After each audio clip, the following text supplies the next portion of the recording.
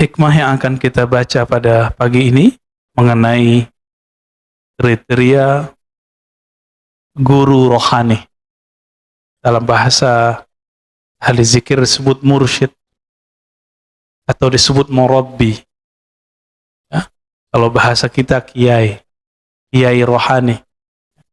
Kiai banyak, tapi yang membimbing kita siapa? Ini yang disebut murabbi, ya, atau mursyid. Sebelumnya mari kita mulai kajian ini dengan keberkahan surah Al-Fatihah. Semoga Allah membuka hati ini, pikiran ini, dan kebaikan-kebaikan di bumi ini. Al-Fatihah. A'udzubillahi minasyaitonir rajim. Bismillahirrahmanirrahim.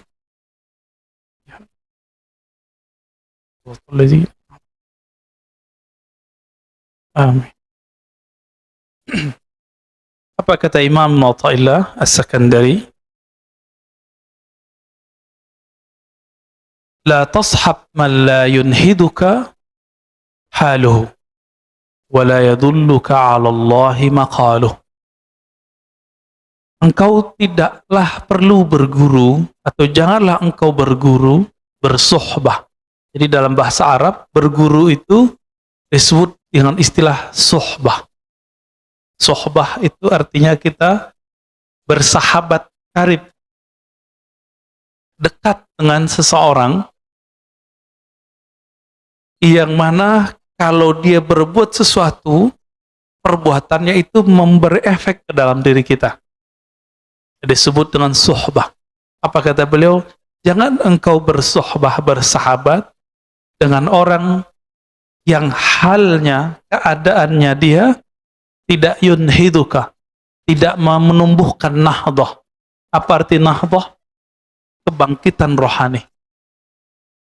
Jadi kalau kita duduk bersamanya, melihat amalannya, bahkan melihat diamnya, itu membuat hati ini semangat untuk memperbaiki diri. Nah, berarti sudah mulai ketemu nih gurunya siapa.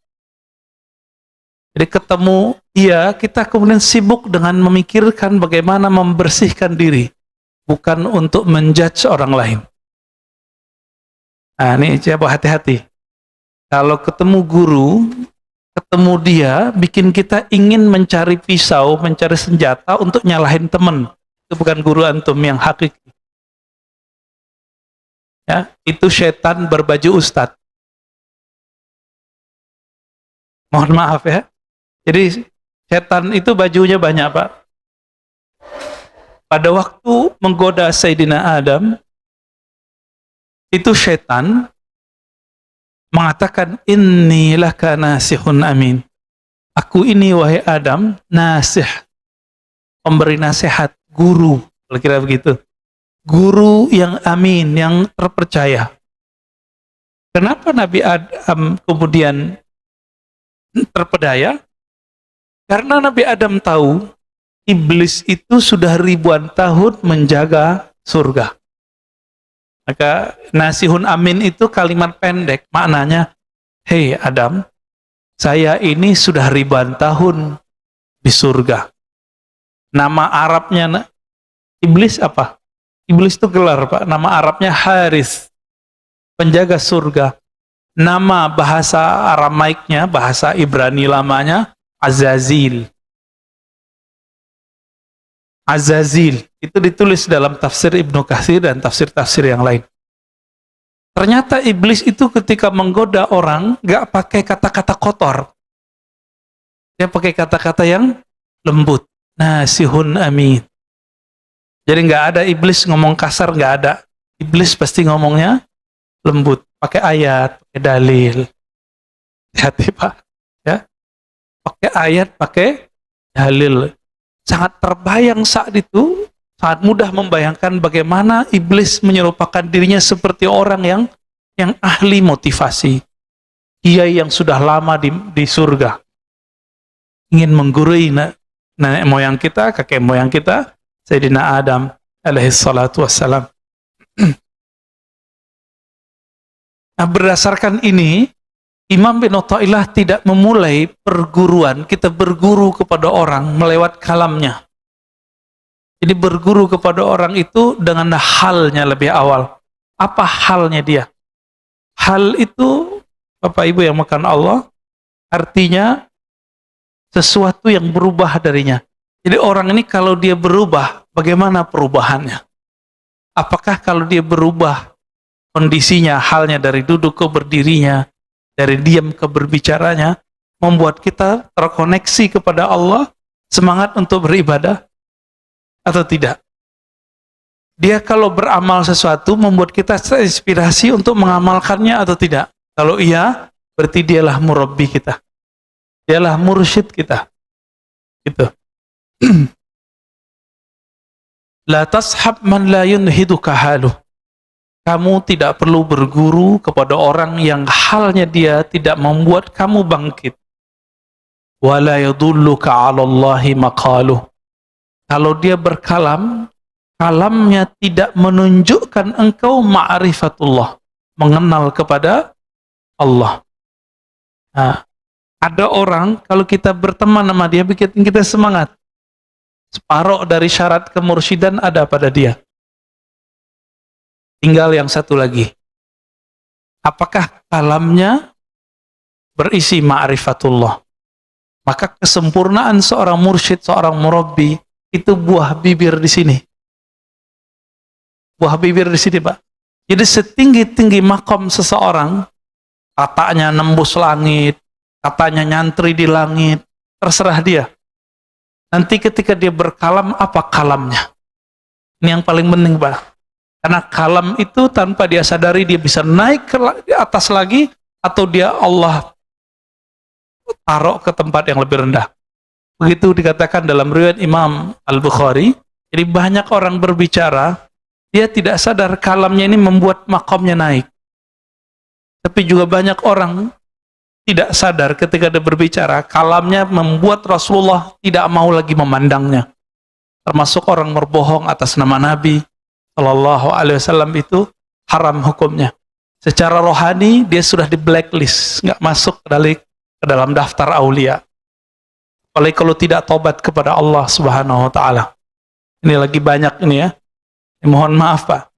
Dulu di masa tabi'in, ada seorang tabi'in ingin menjilat, menghibur seorang raja, khalifah dari Bani Umayyah. Si khalifah ini suka main burung. Untuk menghibur sang raja, apa kata dia? Rasulullah SAW mengatakan bla bla bla bla, terakhir main burung. Untuk menghibur raja. Sekarang raja bukan presiden. Di negeri demokrasi, raja itu umat, masyarakat. Maka orang akan menjilat umat cuma untuk menyenangkan hati umat. Dalam ilmu hadis, orang begini mesti dipecat secara rohani. Ya, gak boleh lagi. Dia bukan dataran para wali. Dia pembohong atas nama Rasul, maq'adahu minan nar. Tempat tinggalnya pasti neraka kalau dia nggak tobat. Ya, hadisnya mutawatir. Man kadzaba alayya muta'ammidan falyatabawwa maq'adahu minan nar. Siapa yang berbohong atas namaku sengaja, falyatabawwa maq'adahu minan nar. Siap-siap tempat tinggalnya di neraka. Mau dia siapa? Mau dia terkenal, mau dia nggak terkenal, mau kiai, mau hafiz, sama. Tolong berhati-hati dalam berguru. Ya, jangan hal yang sekecil ini nanti merusak perjuangan kita. Nah, hati-hati berguru. Ya, udah tahu begitu masih berguru. Ya salam, ya. Jahilun murakkab. Jahil terstruktur, Pak. Murakkab artinya apa? Nggak sadar kalau dia itu jahil. Akhirnya khalifah ini ngusir orang ini. Kenapa? Dia kira khalifah nggak ngerti hadis. Khalifah di Bani Umayyah sebelum jadi khalifah nyantri dulu.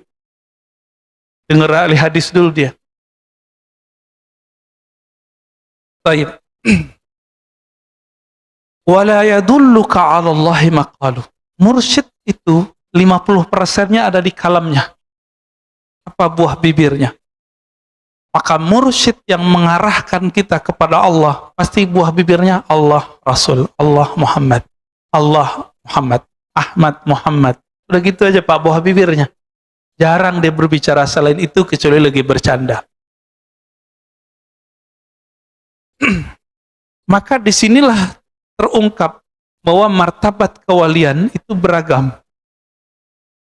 Martabat kewalian. Tingkatan para wali itu, ada wali yang mengajarkan hanya sekedar fi'lullah, perbuatan Allah. Disebut ma'rifatul af'al.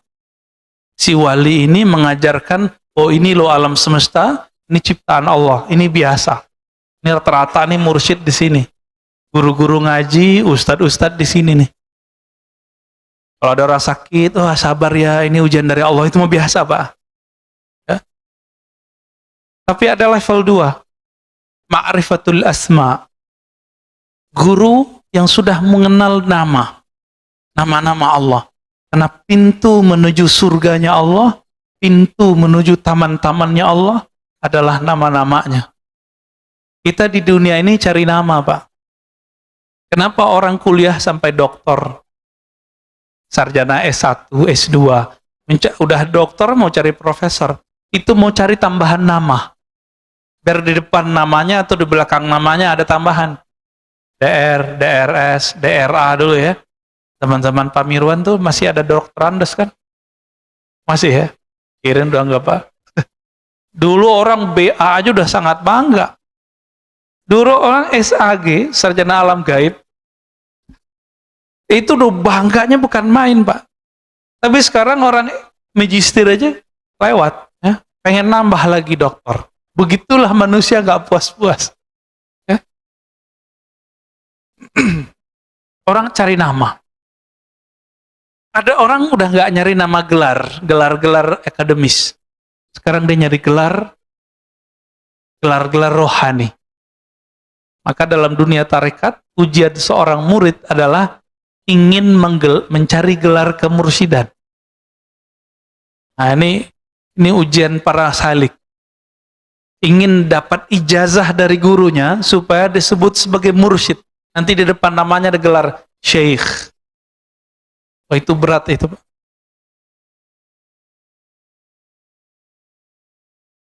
Jadi mencari nama itu betul-betul hobi kita. Kita cari nama. Mulai dari gelar. Nggak cukup di situ, di masyarakat orang mau cari gelar. Pak RT, Pak RW, itu gelar juga. Kiai.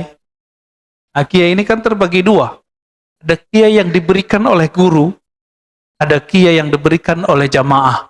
Mana yang lebih tinggi, Pak? Jamaah apa guru? Yang ngerti ilmu itu jamaah apa guru? Jadi, kalau antum ini jadi ustadz, ditinggalin jamaah nggak usah sedih.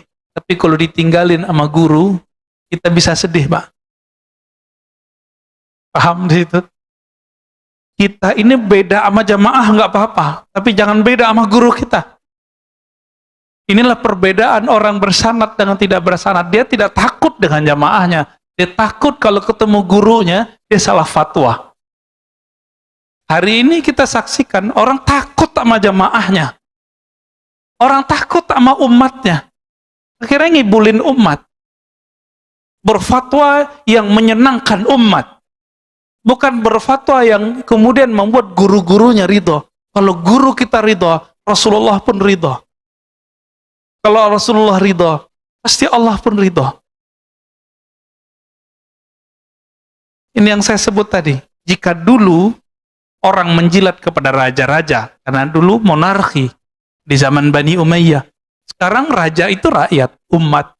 Maka orang sekarang kan menjilat kepada umat, mencari popularitas. Takut ratingnya jatuh. Takut nggak dipanggil ustadz lagi. Takut nggak ngajar lagi. Maka dia berbohong atas nama Rasul, berbohong atas nama Allah Subhanahu wa taala. Naudzubillah min dzalik. Jadi hati-hati cari guru, jangan merusak rohani kita cuma karena kita berguru kepada orang seperti ini. Bapak Ibu makan Allah. Satu kali Nabi SAW ditanya mengenai man khairun nas. Di riwayat lain, man auliaullah. Siapakah manusia terbaik? Siapakah wali-wali Allah? Apa kata Nabi? Yang orang-orang yang jika engkau pandang mereka, memandangnya membuat kita teringat Allah Subhanahu wa taala. Berkumpul dengan mereka, berkalam-kalam dengan mereka, membuat hati kita terarah menuju Allah Subhanahu wa taala.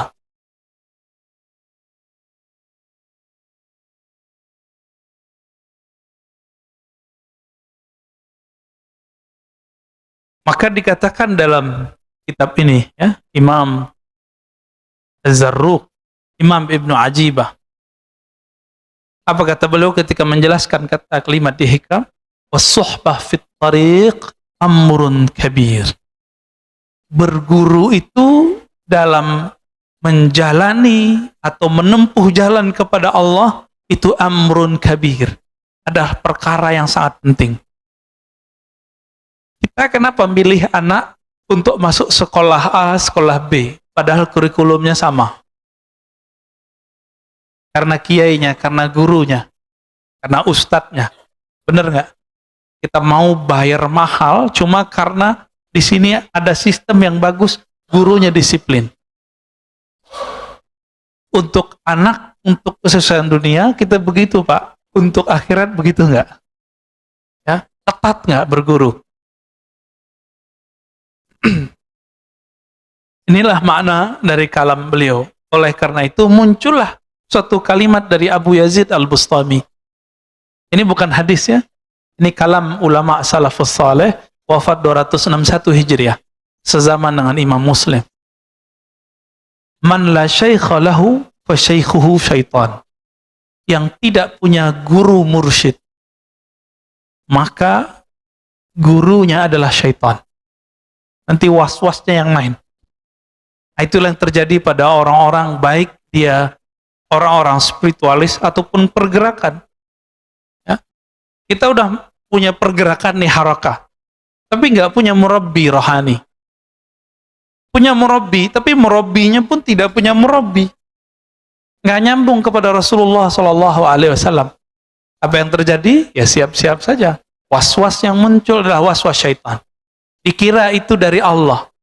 Dikira dari Nabi, padahal dari syaitan. Kita sudah membahas di kitab Ar-Risalah Al-Qushairiyah. Setiap hari ada khatir, ada lintasan masuk ke dalam diri. Ada berapa banyak lintasan masuk ke dalam diri kita? Nah, ini belum saya sebutkan di Risalah Qushairiyah. Ya. Dalam kitab Imam Al-Kattani disebutkan dalam kitabnya Khabi'atul Qaun. Jadi perbendaharaan alam. Setiap hari ada lintasan masuk ke dalam kalbu kita sebanyak 70.000. Lewat aja.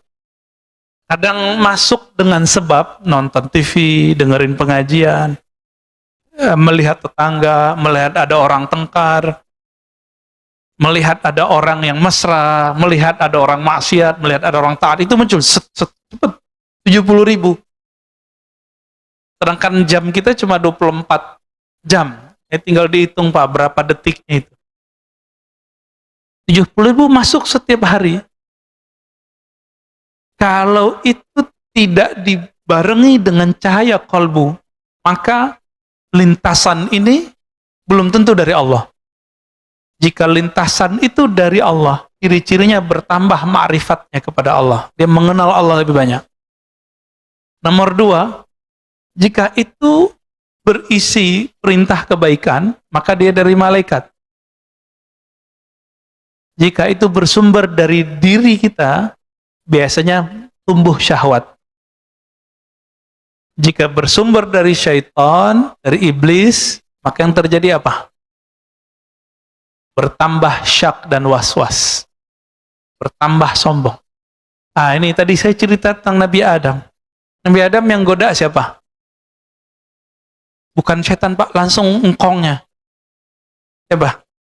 Iblis, namanya siapa tadi? Azazil. Bahasa Arabnya Harith. Tolong diingat. Syaitan ini setiap hari ngirim tentaranya sekitar 70.000 kepada orang-orang. Ini disebut bayangan-bayangannya atau tentara-tentaranya. Di Quran disebut junud. Tentara Allah, tentara setan. Ada dua. Jadi si Azazil ini, Bapak harus tahu, Azazil ini dulu bertirakat di surga. Sampai dia dekat kepada Allah dan memandang Allah, berkalam-kalam dengan Allah. Maka si iblis punya ma'rifatullah. Hati-hati. Si iblis punya ilmu ma'rifat, Pak. Iblis ini punya ilmu bagaimana cara menceritakan tentang Allah. Si iblis ini kemudian mempunyai 70.000 prajurit ring 1. Ini ring 1 kita sebut nih. 70.000. Ini ring 1 ini Bapak Ibu yang melakukan Allah. Jika Azazil tugasnya menggoda para nabi, maka ring 1 ini tugasnya ngapain? Menggoda para wali. Jadi wali-wali Allah itu dikirimin kepada mereka kalam-kalam yang dulu didapat oleh Azazil waktu dia bertirakat di surga. Hati-hati Pak. Ya. Jadi tidak semua kalam-kalam rohani yang didapat oleh seseorang, meskipun itu tentang Allah, itu semuanya dari Allah. Siapa tahu dari iblis. Tapi yang dikatakan iblis benar nggak? Jika itu tentang bab hakikat, dia benar. Nih, coba kita bilangin, kita kasih tahu. Iblis pun nggak berani berbohong tentang hakikat, Pak. Nggak berani bohong. Jadi kalau dia cerita tentang keesaan Allah, keindahan Allah, itu dia nggak berani bohong. Maka ketika si tentara-tentara iblis ini, ring 1 ini turun kepada para wali, kalam yang didapat wali jika dia dapat ilham, itu persis sama seperti yang didapat dengan iblis. Persis sama. Kalau enggak, mana mungkin Nabi Adam bisa terpedaya? Mana mungkin seorang Barsisa itu bisa tergelincir? Enggak mungkin. Terus bagaimana caranya? Makanya kalimat belakang dari teks ini, wala yadulluka 'alallahi maqaluh. Tidak mengajarkan kepada Allah tentang Allah kalamnya. Tentang Allah itu dibagi 4. Untuk fisik namanya hukum syariat. Untuk nafsiyah kita, jiwa kita namanya thariqah. Untuk pemahaman kita namanya haqiqah. Untuk keilmuan kita disebut dengan ma'rifah. Ini pembagian begini ulama kita yang bagi, Pak. Ya. Sebagaimana ahli fikih boleh membagi hukum, ahli hadis boleh membagi jenis-jenis hadis, maka ahli qalbu pun membagi supaya muridnya gampang memahami. Bagaimana? Kenapa saya sebut 4 tadi? Syariah, thariqah, apa tadi? Haqiqah, hakikat, ma'rifat. Si iblis bawa ma'rifat, Pak, paling ujung. Jadi semua orang beramal supaya dapat paling ujung ini. Iblis kan dulu sudah dapat ini, dan dia simpan dalam memorinya. Dia kirimlah memori itu kepada tentaranya, ring 1 tadi. Tentaranya ini datang kepada wali-wali, membisikkan hal yang sama. Cuma ingat, nomor 2, 3, dan 4, iblis bisa menyamar. Tapi nomor 1, yang paling bawah tadi apa?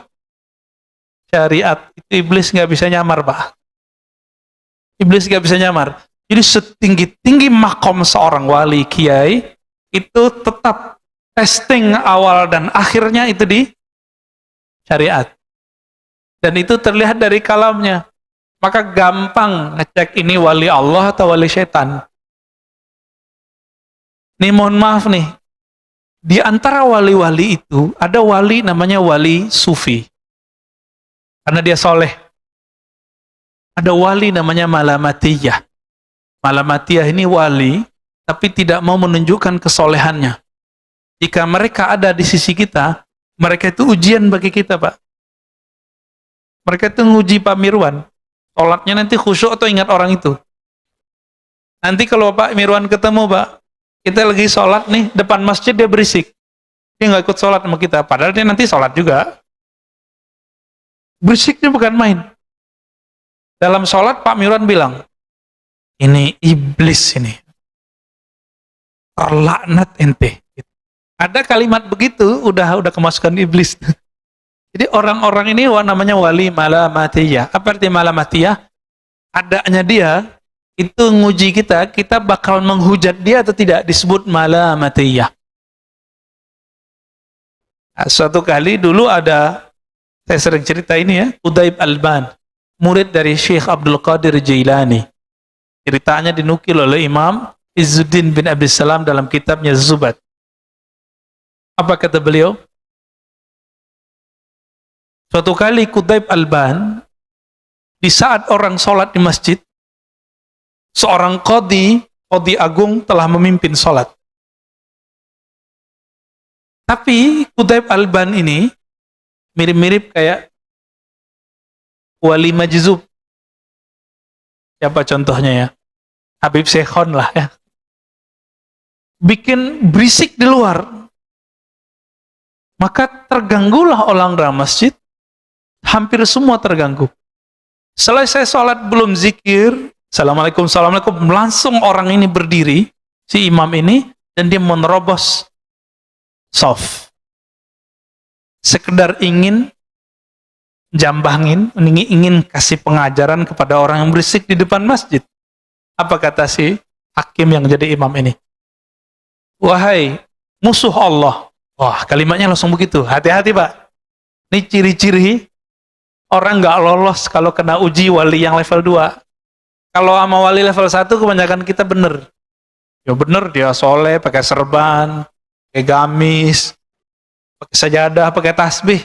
Kita gampang tahu. Tapi kalau wali level 2 ini, kita susah mengenalnya. Dikata-katai lah ya oleh si imam ini. Jadi imam ini, apa yang dia kata-katai dalam sholatnya, itu keluar semua.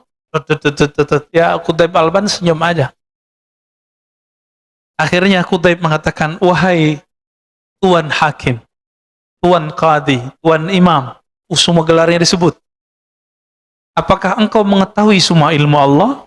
Apa jawaban dia? Enggak. Tahukah engkau, wahai Tuan Qadi, Tuan Hakim, akulah ilmu yang Allah engkau tidak tahu itu. Bingung dia. Baru situ Pak dia kemudian melepaskan orang ini. Baru dia sadar. Oh iya juga ya. Lagi sholat, kita terganggu nggak sama orang begitu. Ya, ini kejadian juga Pak waktu saya lagi khutbah di komplek kita di sono. Orang lagi bangun di depan masjid. Lagi khutbah, lagi sholat, datang truk. Dari tadi dia nggak datang. Pas kita lagi sholat, dia turunin tuh pasir. Orang nurunin pasir berisik nggak Pak? Masjidnya belum ditutup seperti ini, masih kebuka separuh. Berisiknya bukan main. Saya jadi imam. Ya dalam hati kita, waduh ternyata Qutaib Alban zaman baru, tukang pasir Pak. Habis sholat, itu muazzinnya ngutuk-ngutuk. Siapa tuh orang terlaknat yang ganggu kita sholat? Persis kalamnya seperti itu. Ini wali malamatiyah ini. Dia datang nguji kita.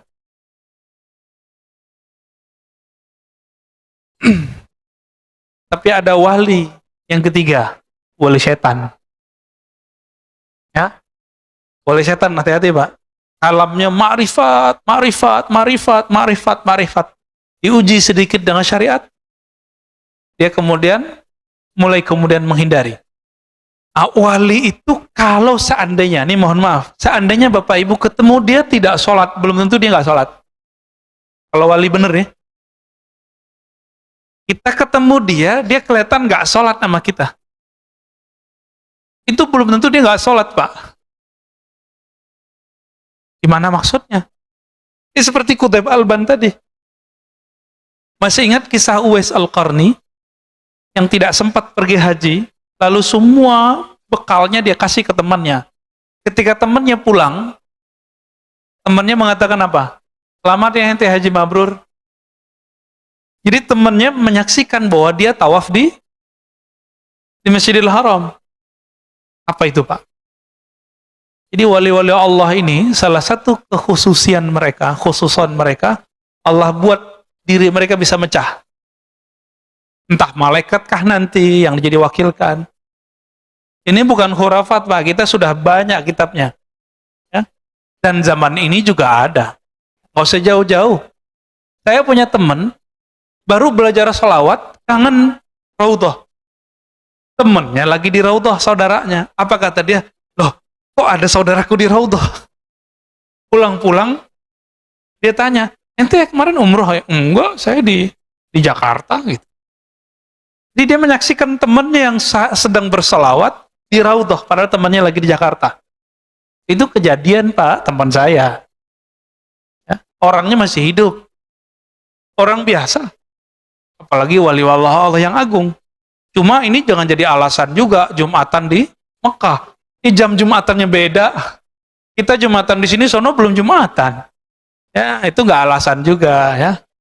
Hanya wali-wali tertentu yang boleh kita sebut dia Jumatan di sono. Nabi Muhammad SAW ya, itu lebih banyak mukjizatnya atau lebih sedikit dari Nabi Yakub, Nabi Yusuf? Mana yang lebih banyak, Pak? Nabi Muhammad. Di saat Nabi Yusuf tergoda di Mesir, Nabi Yusuf yang ada di Mesir, ayahnya lagi di Yerusalem. Dia melihat ayahnya hadir, lalu ayahnya mukul dia pakai tongkat. Bapaknya di kampungnya, dia lagi di Mesir, udah puluhan tahun gak ketemu. Mau dipukul, terasa sama dia, padahal jaraknya jauh. Nah ini ada, nanti silakan cari tafsir surah Nabi Yusuf di tafsir Ibnu Katsir. Ya, nanti ketemu. Bapak Ibu yang makan Allah, jadi wali-wali setan ini ngeceknya cuma satu, syariat. Dia nggak sholat nih, tapi dia mengingkari sholatnya. Jadi wali palsu itu mulai muncul kalam di lisannya. Tak perlu tuh sholat, berarti dia wali setan. Inilah hebatnya Imam Syafi'i. Apa kata Imam Syafi'i? Kalau ada orang tidak sholat, tapi tidak mengingkari kewajiban sholat, dia masih muslim. Saya baru paham, Pak, di situ. Beda sama muridnya. Imam Ahmad bin Hambal, orang yang nggak sholat, dia kafir. Imam Syafi'i sudah melihat kenyataannya. Banyak orang yang tidak menunjukkan dirinya sholat, tapi dia tidak mengingkari sholat. Ya beberapa tahun berikut dia tobat, menjadi wali Allah, jadi kekasih Allah. Ini perlu kita ketahui juga. Allah memilih walinya di dunia atau semenjak alam azali, Pak. Al-Qadim, Allah Qadim. Lalu ada alam sebelum waktu. Alam sebelum waktu disebut dengan azali. Apa namanya? Azali. Jadi kalau ada kiai nyebut azal, itu dia maksudnya. Jadi belum ada pagi, sore, siang, belum ada kemarin, belum ada besok, belum ada sekarang. Itu azali. Alam azali, di alam azali ini Allah sudah hembuskan nafasnya. Maka muncullah cahaya. Dan Allah sudah tetapkan siapa yang jadi wali-walinya. Jadi walaupun ini di dunia ini orangnya sekarang maksiat, selama dia tidak mengingkari syariat dengan kalamnya, maka dia mungkin nanti bisa jadi wali Allah. Bapak masih ingat kisah Fudail bin Iyad? Itu perampok, Pak. Fudail bin Iyad itu perampok. Jadi dia kalau ada orang lewat, ya mirip-mirip kayak apa tuh kalau sekarang tempat yang sepi terus ada yang jambret gitu ya. Mirip-mirip begitu. Ini Fudail. Tapi karena rohnya adalah bibit kewalian, ada satu saat membuat dia nanti jadi titik baliknya, dia menjadi kekasih Allah Subhanahu wa ta'ala. Junaid al-Baghdadi itu jadi kekasih Allah karena apa? Titik baliknya, rohaninya sudah jadi wali tapi dia belum sadar. Junaid ini kan pegulat. Dia pegulat, Pak. Jadi kalau gulat Pamiruan sekali sentil jatuh ya. Junaid. Jadi kalau sekarang jawara lah. Suatu kali untuk hal yang lebih besar, hadiahnya gede, dia berlawanan dengan seorang Habib zuriat Rasul. Apa kata zuriat ini udah tua? Junaid masih muda. Maka wali ini bisa saya jadi muda. Hei Junaid, ente tahu nggak siapa saya? Saya adalah zuriat Nabi. Saya banyak hutang. Saya banyak anak.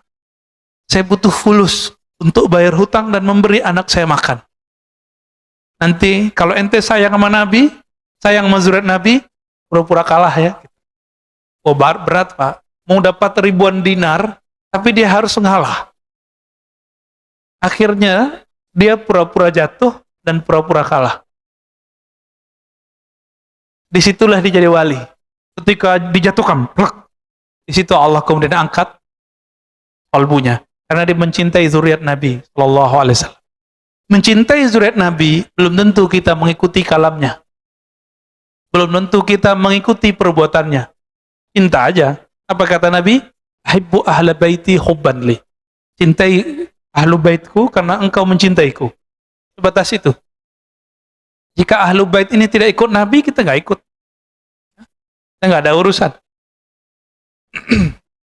Inilah makna ya. Man la syaikha lahu fa syaikhu syaitan. Yang tidak berguru, gurunya syaitan. Dia sudah tahu cara ngecek ini orang wali Allah, wali malamatiyah, wali sufi, wali malamati, dan wali syaitani. Apa bedanya? Dia ingkar syariat atau tidak? Dengan kalam, Pak. Ini di kalam, bukan di perbuatan. Tapi di kalam. Jadi mau dia bermaksiat 70.000 kali setiap hari, selama dia tidak menghalalkan maksiatnya, dia bisa berbakat jadi wali. Tapi mau dia sholat 1000 rakaat, kalamnya kalam ma'rifat, setiap hari bermajelis dengan Allah, tapi dia bilang, sholat tidak wajib, yang halal haram. Udah Pak, itu wali setan. Dari mana kita tahu? Kita taunya dari kisah Syekh Abdul Qadir Jilani. Datang kepadanya setan berupa cahaya, setan yang ring satu tadi, membawa ma'rifat iblis, ma'rifat iblisiyah, dengan semua kalam-kalam yang mirip dengan kalam yang didapat oleh para nabi dan para wali yang lain. Tapi di ujung, jadi ini berhari-hari, bahkan bertahun-tahun, Syekh Abdul Qadir Jilani dapat kalam-kalam rohani, isinya ma'rifat, itu dia terima, iya. Ketika si yang punya kalam ini mengatakan, tahukah engkau, wahai Abdul Qadir Jilani, semenjak detik ini, semua yang haram halal bagimu. Langsung Syekh Abdul Qadir Jilani senyum. Iblis nih. Iblis ring satu. Tapi Imam Junaid ditanya, mungkinkah seorang wali berselingkuh? Mungkinkah seorang wali bermaksiat? Mungkinkah seorang wali terjebak korupsi? Mungkin. Selama dia tidak menghalalkan itu. Selama dia tidak menghalalkan itu. Itulah rahasianya. Kenapa pembohong atas nama Rasul langsung tempatnya di neraka, Pak? Karena di kalam. Di kalam ini penting sekali.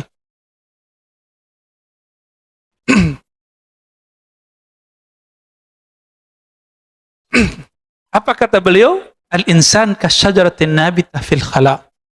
Ruhnya manusia itu, nafs jiwanya manusia itu seperti biji pohon yang tumbuh di tempat yang sepi, di tanah yang tidak ada yang punya. Kalau dia tidak punya guru, ibarat si biji itu kemudian tidak dipindahkan ke tempat yang bagus, lalu tidak dipupuk, tidak dirawat, tidak dipotong rumput-rumput yang ada di sekitarnya, tidak digemburin tanahnya. Kira-kira kalau itu padi, kalau itu jagung, jagungnya berbuah, ada isinya nggak? Kosong. Pernah ngelihat ada jagung tumbuh isinya kosong? Ya. Apa kata beliau? Seorang murid jika tidak berguru, seperti tadi jagung tadi, jika tidak dipindahkan sedari kecil ke tempat yang baik, lalu dikasih pupuk, ya dijaga segala macam, dijaga airnya, dijaga panasnya, maka dia akan tumbuh seperti tumbuhnya jagung, buahnya tidak berisi. Dia berzikir tapi hampa, dia sholat tapi tidak khusyuk, dia berilmu tapi tidak ada ma'rifat, dia berilmu tapi tidak ada adab, dia berilmu tapi tambah sombong. Ini dia ciri-ciri orang yang belajar sendiri. Sombong, ternyata buahnya kosong. Hati-hati Pak. Ada juga orang yang dirawat, tapi dipetik sebelum mateng. Nah, ini ada lagi nih kasusnya. Dia sudah dirawat, tapi nggak sabaran. Dia dipetik sebelum mateng. Kalau pisang dipetik sebelum mateng, gimana Pak? Kira-kira begitulah. Inilah yang terjadi. Cuma bisa disubstitusi. Dipotong-potong dan kasih garam, lumayan enak juga. Ya, cuma segitu doang Pak. Nah, inilah yang disebut talbisu iblis, garam-garam ini. Dia belum mateng kok, dipaksain. Cuma kalau dia udah mateng, ini tidak ada akhirnya. Nikmatnya bikin candu. Inilah orang yang berguru, kalau dapat zikir, zikirnya akan bikin lazah di sini. Ada kelazatan luar biasa dalam hati. Tapi lezat ini terserah Allah, kapan Allah mau kasih.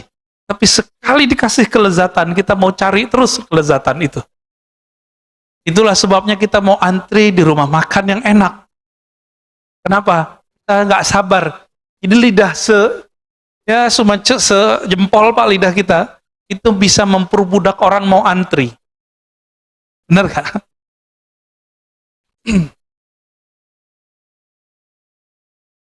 Itulah sebabnya Bapak yang melakukan Allah, orang-orang yang tidak berguru meskipun bijinya bagus gak jadi.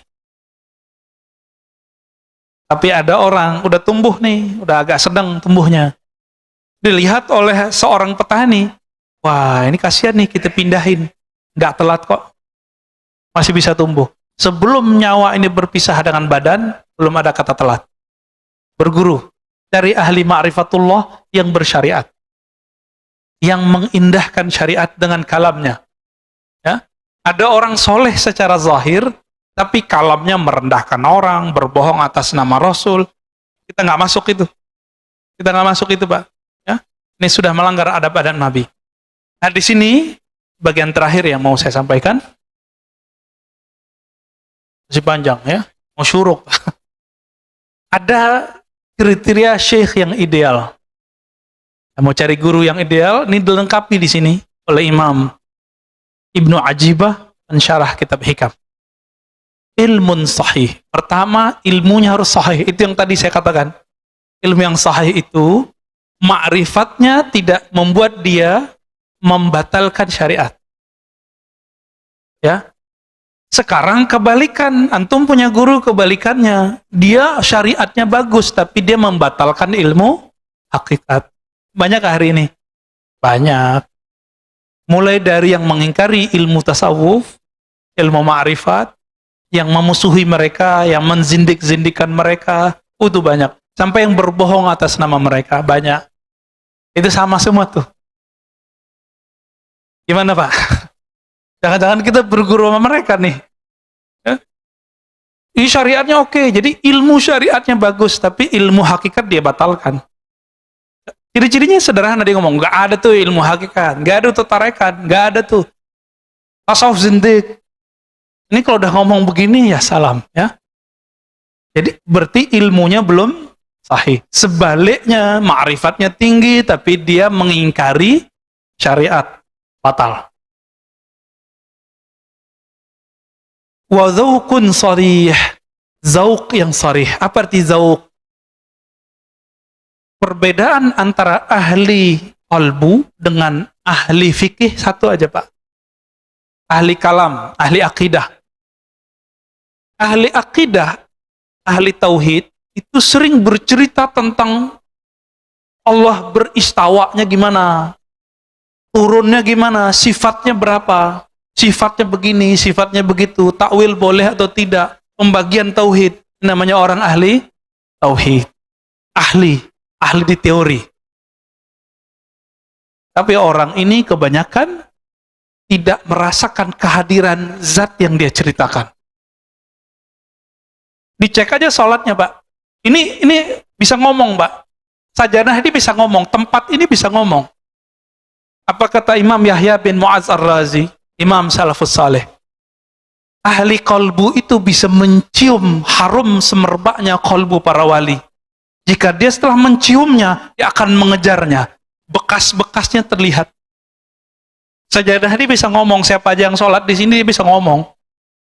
Kalau kolbu kita harum, kalau kolbu kita ada nur di situ. Dia bisa cek siapa aja yang sholat di situ. Kenapa? Tempat-tempat di bumi dia bermunajat kepada Allah. Ya Allah, tolong buatlah atau takdirkanlah orang yang menginjakku pagi ini orang yang berzikir kepadamu. Jadi jangan sembarangan, Pak. Ini namanya apa nih, Pak? Lantai ini. Batu apa namanya? Marmer. Batu marmer itu sebanyak ini batu marmer di dunia, ada yang jadi istana, ada yang di rumah, ada yang jadi masjid. Itu enggak sembarangan Allah pilih. Itu si batu dulu pernah berdoa tuh. Karena batu itu ada spiritnya. Makanya Nabi ketika bersandar ke satu tiang, tiangnya menangis saat Nabi pindah ke mimbar. Kenapa? Di dalam tiang itu ada spirit yang Allah tiupkan juga di situ. Lalu Nabi ngomong, kamu pilih di surga. Kalau dia di surga, maka dia dikeluarkan spiritnya dari si kayu, dia dikembalikan ke spirit aslinya. Atau engkau tetap menjadi sandaran ke dunia. Baru diam, Pak. Jadi Nabi itu berbicara ke tiang, dan itu terdengar oleh sahabat-sahabat. Nangisnya tiang itu. Zaukun sarih, zauk yang sarih, zauk yang jelas. Perbedaannya cuma satu. Ahli kolbu merasakan Allah, sedangkan ahli akidah menteorikan Allah. Nah, di bab teori ini banyaklah orang salah menyalahkan. Ya. Seorang ustadz mengatakan apa? Akidah Asy'ariyah, orang belajar sifat 20 sesat. Banyak, Pak. Alhamdulillah masjid ini beberapa tahun yang lalu sudah berhasil mengkat orang ini tidak ngajar lagi di sini. Tempat berjibaku juga ya. Alhamdulillah. Ya. Itu guru-guru Bapak semua di kampung dulu, kiai-kiai kita di kampung itu dianggap sesat sama dia. Dia minta ngaji di sini, tapi giliran pengajian kita dia nggak mau hadir. Ya kan? Nah, ini problem ini. Ini zauknya nggak sorry. Cerita tentang Allah, tapi nggak merasakan. Ya. Dalam sholatnya dia membayangkan dia mau ngomong apa. Menyiapkan materi mau diceramah apa. Orang-orang ini zauknya tidak sharih. Zauk yang sharih, lisannya membaca nama Allah, kalbunya merasakan yang punya nama. Disebut dengan zauk yang sharih. Jadi lisannya dibenarkan oleh kalbunya, kalbunya seiring dengan lisannya. Baru disebut zaukun sharih. Jadi enggak sandiwara. Ya. Ya banyak, saya udah ketemu banyak ahli zikir, Pak, yang pura-pura nangis depan muridnya juga ada. Ya, sebelum ketemu dia basa-basain dulu matanya. Kita lihat. Ya semenjak saat itu saya nggak mau lagi ikut kajian dia. Ya. Kita melihat kepalsuan-kepalsuan itu ada. Orang mengira ini kesalahan ahli zikir kalau tidak berguru atau berguru mentok ditinggalin gurunya. Dia kira puncak dari zikir nangis, enggak. Puncak dari zikir adalah ma'rifatul mazkur. Mengenal siapa yang dizikirkan. Itu puncak dari zikir. Bukan nangis. Ya, orang susah juga bisa nangis. Orang kejepit kakinya juga bisa nangis. Ya, orang lagi ada masalah, terus sholat nangis, apakah ma'rifatnya tinggi? Enggak. Jadi standar keimanan seseorang bukan karena dia bisa nangis. Karena nangis itu si iblis waktu menggoda Adam, dia nangis-nangis, Pak. Gak nyampaikan ke kita riwayatnya. Iblis itu waktu goda Nabi Adam, dia nangis-nangis, Pak. Jadi jangan terdaya oleh tangisan. Wala yaghurrannakum billahil gharur. Orang bawa-bawa nama Allah, bawa-bawa nama Rasul untuk menyentuh kalbu. Tapi ternyata itu waswas syaitani. Ciri-cirinya itu dia berbohong atas nama Rasul sallallahu alaihi wasallam. Ya, aslinya gregetan, Pak. Ya, dengan orang yang berbohong nama Rasul itu. Cuma karena kita sudah dapat ilmu zikir, ilmu ma'rifat dari guru-guru kita, udah kita nanggapinnya santai aja. Gak tega sebenarnya. Ya.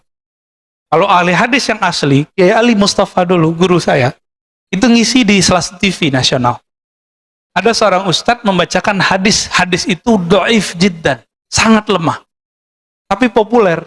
Ramadan awalnya rahmat, pertengahannya maghfirah, akhirnya itqu minan nar. Dibacakan oleh si ustadz ini, dia nggak sowan dulu sama kiai. Udah jelas ada kiai minta izin kayak nanya dulu, Pak Kiai ini saya mau bacain hadis ini, Bu. Sahih apa enggak?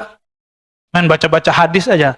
Inilah rahasianya. Kenapa ahli hadis mengatakan Allah yuhadditsa bihadrati man huwa aula. Jangan kamu menyampaikan satu hadis berceramah, memberikan motivasi di depan orang yang lebih utama darimu. Kita tambahkan illa biizni, kecuali dengan izinnya, ridhonya. Bapak kalau lihat 2010 itu orang dibantai oleh Kiai Mustafa Yakub. Ya. Langsung ngambil mic ditanya, "Kamu tahu nggak ini hadis riwayat siapa?" "Ini sahih apa enggak?" Si ustaznya bilang sahih, saya nggak inget ya. Dia bilang sahih, saya ingat saya itu. Dibantai habis-habisan. Ini hadis dhaif jiddan. Riwayat Imam Ibnu Huzaimah meragukan kualitas hadisnya. Ente sampaikan ke manusia. Tapi manajernya nggak berani marah sama kiai hadis. Udah galak duluan soalnya. Baik. Kemudian ada himmah aliyah. Si guru ini nggak boleh dia orangnya mudi. Tahu mudi nggak Pak? Mutan. Si guru ini karakter ketiganya semangatnya tinggi, langsung sampai kepada Allah. Ciri-ciri orang begini, dia ini hatinya sensitif, tapi dia mengalah dengan hati yang sensitif itu untuk kepentingan jamaah muridnya. Jadi biarlah saya makan hati, yang penting jamaah saya nyampe kepada Allah. Bukan malah ngibulin jamaah.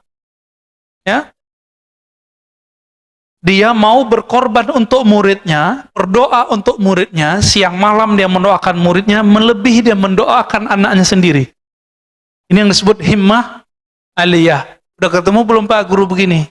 Mendoakan murid tiap hari. Orang tua aja cuma doain anaknya, biar dapat rezeki yang banyak. Mana orang tua berdoa, ya Allah, kumpulkan kami bersama keluarga kami, anak-anak kami di surga. Lapangkan rezekinya, masukkan dia ke surga. Jarang kan yang doa begitu? Rata-rata berizki, kayaknya hidup rezeki doang. Kalau guru lebih dari itu, guru mendoakan, ya Allah mudahkan hidup murid-muridku. Kumpulkan kami bersama nabimu di surga. Guru Pak. Ini yang disebut himmah aliyah. Himmahnya nggak cetek. Ya? Maka guru begini, dia punya akses syafaat.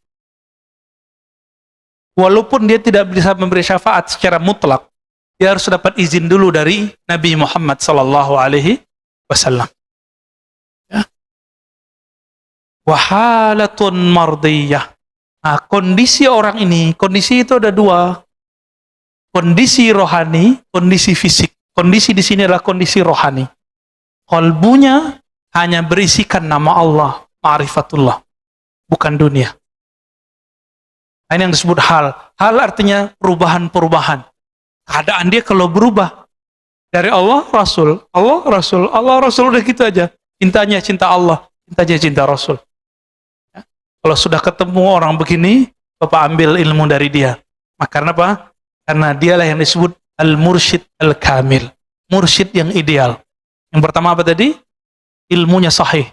Syariat, tarekat, hakikat, ma'rifat.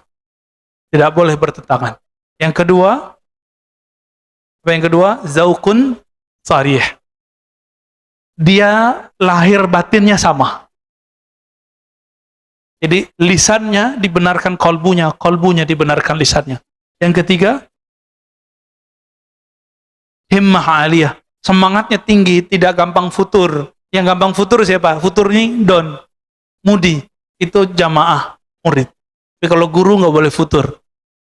Ya, nggak boleh tersinggung dikit, kemudian nggak mau ngajar lagi, nggak. Ya. Yang keempat, Pak Mirwan senyum-senyum, kayaknya ada yang kena nih ya. Yang keempat, halnya mardiyah. Jadi dia kalau berubah, perubahannya selalu mengarah kepada ridho Allah Subhanahu wa Ta'ala. Semoga kita bertemu dengan mereka, semoga kita menjadi murid-murid mereka. Amin ya Rabbal Alamin. Baik, ada yang mau didiskusikan Pak? Langganan terus, nggak ada tanya politik Pak ya? Ya, foto.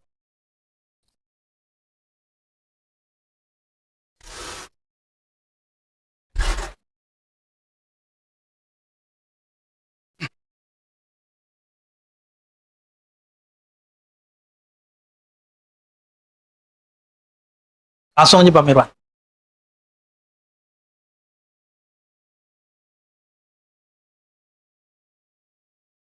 Itu nggak sabar ini. Assalamualaikum warahmatullahi wabarakatuh. Waalaikumsalam warahmatullahi wabarakatuh.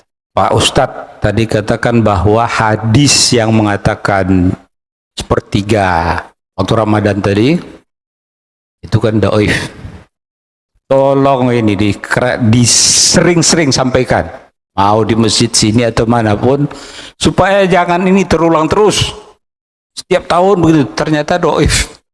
Kita baru tahu sekarang ini itu dhaif, ya. Supaya jangan dosa itu terus-terusan berjalan gitu, kira-kira mencegahnya. Insya Allah. Tuh. Yang kedua mengenai guru, ya. Kalau menurut saya dengan adanya perkembangan teknologi, orang sudah cenderung bukan seperti orang dulu lagi, taat kepada gurunya, tapi sudah mulai agak berpecah, ya, terpecah karena banyak guru-guru lain yang di medsos. Nah, ini pengaruh ini perlu juga dikasih. Yang ketiga mengenai ini tadi, kalau orang berbuat salah atau berzina dia, tapi dia tidak mengatakan berzina itu benar, tapi dia melakukan, ya. Nah, apakah ini yang dimaksud yang Ustadz sampaikan tadi, bahwa dia itu sebenarnya bisa saja nanti di akhir hidupnya dia menjadi wali? Kalau saya melihatnya begitu dia sudah melakukan, berarti salah dia, gitu kan. Biarpun dia tidak menyatakan itu salah secara lisan, tapi secara perbuatan dia sudah melakukan itu. Demikian. Assalamualaikum warahmatullahi wabarakatuh. Orang itu mengira jalan menuju Allah itu cuma lewat taat. Tapi Bapak coba, udah bertahun-tahun taat, sholat tahajud nangis nggak? Antum sholat tahajud langsung nangis bisa nggak? Belum tentu, saya jamin belum tentu. Paling ngantuk-ngantuk. Tapi kalau orang yang taat ini, dia merasa taat, akhirnya merasa suci, Pak. Jika Allah sayang sama dia, berarti dia kekasih Allah dong. Allah celupkan dia sesekali ke dalam zulumatil maksiyah, zulumatil zunub. Allah celupkan dia sesekali kepada kegelapan maksiat. Ketika dia dicelupkan sekali, dia merasa dirinya kotor, lebih kotor dari semua pemaksiat di bumi. Disitulah dia jadi wali Allah, Pak. Bukan berarti dia menghalalkan perbuatan maksiatnya, mau itu korupsi, meninggalkan sholat, mau apapun selain syirik, ya. Yang nggak mungkin jadi wali itu musyrik doang. Nggak mungkin bisa jadi wali. Orang musyrik, syirik terbagi dua, ada zahir, ada batin. Syiriknya batin itu namanya riya. Riya ini yang masalah. Riyanya jamaah ingin dilihat sholat, tapi riyanya ustadz lebih ganas, Pak. Riyanya ustadz ingin disebut ustadz istiqomah, ingin disebut ustadz pendirian, ingin disebut ustadz anti dan pro. Anti siapa, pro siapa, Bapak terjemahin sendiri. Ini sama, ini mainan semua, ini mainan iblis semua ini. Mau anti pemerintah, mau pro pemerintah, mau anti fulan, mau pro fulan. Standar kawalian bukan dari situ, tapi dari kolbunya. Kita kan terjebak hari ini. Bagi kita, orang yang pro si anu, pro ini berarti dia nggak wali. Orang yang anti ini wali.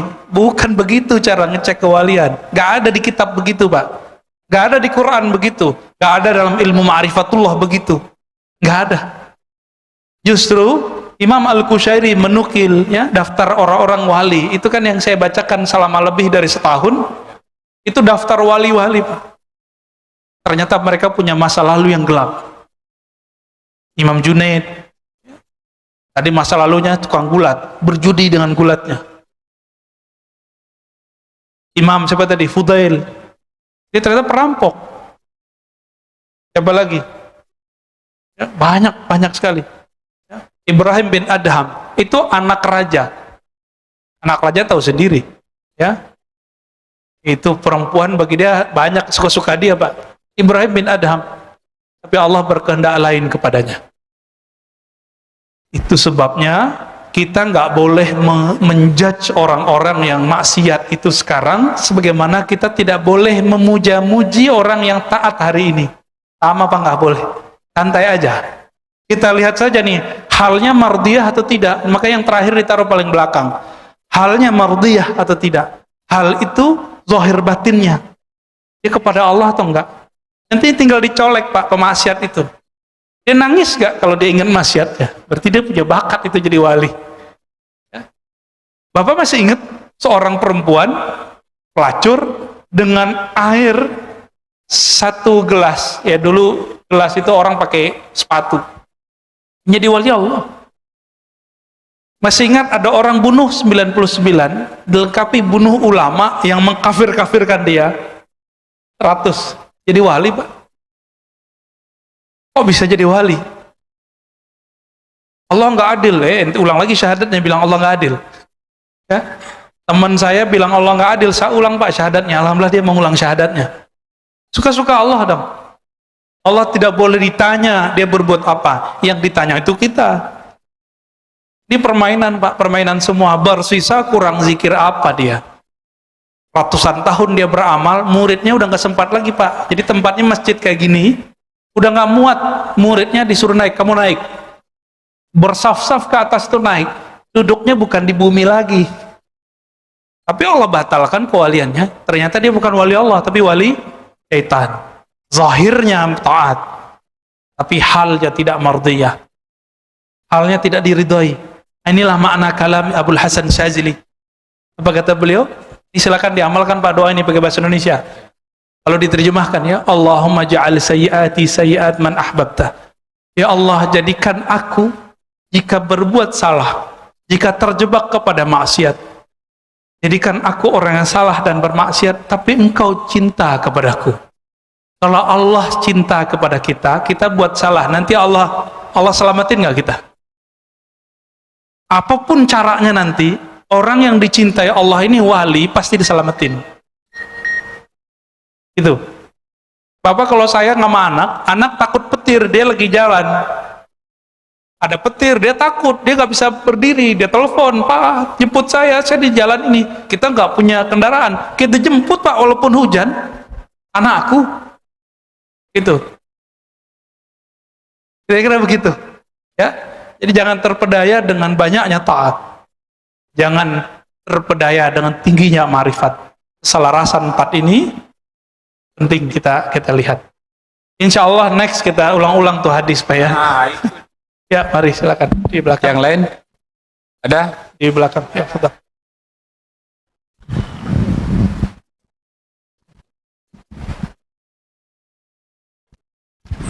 Assalamualaikum Pak Ustadz. Waalaikumsalam warahmatullah. Ini saya lihat di medsos, Bapak ada komen mengenai suatu kitab. Guru dan kitab itu satu paket Pak. Bapak mengkhawatirkan, apa betul nih? Saya nggak tahu hoax apa enggak ya Bapak. Tapi Bapak ya, saya lihat di medsos itu, Bapak mengkhawatirkan ada satu buku, ada satu kitab, saya lupa namanya, yang katanya ini bahaya untuk generasi-generasi pendatang kita. Betul Pak? Apa ya? Saya ngajar banyak Pak, sebutin aja. Dari medsos itu saya lihat Bapak punya nama, makanya saya ingin suatu komen dari Bapak mengenai ini. Karena Waduh, saya ngajar kayaknya kitab hampir di semua tempat. guru dan kitab itu kan satu Pak ya. Jadi kalau diajarin sama guru dengan kitab yang Bapak bilang itu berbahaya untuk generasi yang akan datang kalau diajarin. Saya lihat di medsos itu Pak. Saya lupa, saya nggak bawa HP-nya. Kalau nggak saya kasih lihat itu. Nanti kalau sudah bawa aja Pak ya. Iya. Kasih tahu saya. Ya itu. Baik. Kasih. Enggak, kalau komentar guru dan kitab satu kesatuan belum tentu Pak. Kitab ini ditulis oleh manusia. Benar nggak? Bisa salah nggak? Bisa. Itu udah jawaban udah. Ya. Tapi kalau Al-Quran bisa salah nggak? Penafsiran terhadap Al-Quran bisa salah nggak? Bisa. Hadis benar? Belum tentu. Ada hadis sahih, ada hadis dhaif. Tadi hadis tapi dhaif. Sama mimpi, kata Nabi, juz'un min 64 nubuwah. Ya. 46 nubuwah. Mimpi itu 46 ada cabang-cabang kenabian. Itu salah satu ciri-cirinya adalah mimpi yang baik. Mimpi yang baik. Nah, kalau orang bohong atas sama mimpi, dia bohong atas sama Nabi. Hati. Ya, Allah. Ada pertanyaan dari YouTube. Assalamualaikum warahmatullahi wabarakatuh. Salam. Apa yang mesti dilakukan kalau sempat dalam hati kita merendahkan orang yang tampak tidak lebih soleh dari kita? Yang pertama. Ya. Yang kedua, Assalamualaikum, mohon bertanya, apakah untuk mendekatkan diri dengan Tuhan dan melembutkan kolbu, kita harus belajar tasawuf? Dan apakah semua orang bisa mempelajari itu? Terima kasih. Wassalamualaikum warahmatullahi wabarakatuh. Assalamualaikum warahmatullahi wabarakatuh. Kalau kita merasa lebih baik dari orang, rendahkan orang gimana caranya, gitu ya. Apabila kita tidak menyadarinya secara rohani, maka Allah jika sayang kita akan membuat kita sadar secara kontan. Kayak tadi, jika ada orang yang taat ini Allah sayang sama dia, terus dia merasa lebih taat dari orang, Pak. Apa yang Allah lakukan? Allah akan celupkan dia ke dalam maksiat, sehingga ketika dia selesai maksiat, dia kemudian ingat lagi, dia merasa hina di situ. Tinggal pilih, sadar sendiri, atau nanti Allah yang sadarin. Ya. Dan yang kedua, Bapak Ibu yang bukan Allah, ingat satu hadis. Tidak masuk surga, siapa yang di dalam dirinya ada satu biji zarah kibr. Iblis itu kenapa tidak ada hak di surga? Karena di hatinya ada kibr.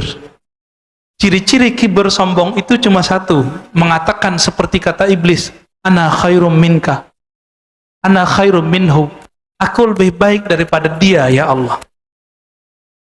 Iblis ngomong sama siapa, Pak? Allah. Berarti tidak semua orang yang bisa mengakses ma'rifat kepada Allah, dia kekasih Allah. Ya, iblis bisa ngomong begitu. Ya Allah, aku lebih baik dari dia. Berarti dia bisa dialog dengan Allah kan? Jadi makrifat iblisiyah ini, syaitaniah ini, dia juga bisa komunikasi sama Allah, Pak. Tapi setiap kali dia mendapatkan suatu ilmu, dia bertambah sombong, bertambah sombong, bertambah sombong. Acaranya ingat hadis ini terus. Ya. Kalau masalahnya masalah yang lain, kalau masalah kehidupan, tinggal lihat aja ya. Kalau kita merasa lebih mulia karena harta, karena rumah, coba lihat. Si guguk, ayam, itu binatang-binatang sekitar kita, mereka kalau kenyang, nggak pernah bawa duitnya pulang, bawa makanannya pulang. Jadi kalau dia kenyang, dia tinggalin nggak makanannya, walaupun dia kemudian masih butuh besok. Jadi setamak-tamaknya hewan sekitar kita, dia tidak pernah nabung, Pak. Dan kita, sezuhud-zuhudnya kita nabung. Oh, kita kan manusia, Ustaz. Ya, itulah alasannya, ngeles lagi kan. Berarti kita ini emang ada kehinaan dalam diri yang kita buat alasannya ngeles begitu. Nggak ngelarang nabung, Pak ya. Ya, fadhal. Terima kasih Ustaz. Assalamualaikum warahmatullahi wabarakatuh. Assalamualaikum. Ustaz, mohon penjelasan. Tadi ada apa namanya? Ustaz katakan bahwa setiap hari ada 70.000 lintasan-lintasan hati yang kadang sebagai awam dan fakir itu bagaimana mensikapinya, Ustaz? Apakah lintasan-lintasan itu apabila kefakiran dengan keawaman kita lama-lama dapat membentuk satu karakter yang melenceng atau mendekat begitu, Ustaz? Mohon penjelasan, Ustaz. Assalamualaikum warahmatullahi Assalamualaikum. Kenapa kita perlu berguru? Supaya lintasan-lintasan rohani itu tidak menjadi bumerang di akhir. Guru ini, kalau kita bersama dia, langsung lintasannya jadi baik semua, Pak. Kalau gurunya benar ya, yang tadi 4 syarat tadi. Secara zahir, guru itu harus bersanad, berijazah.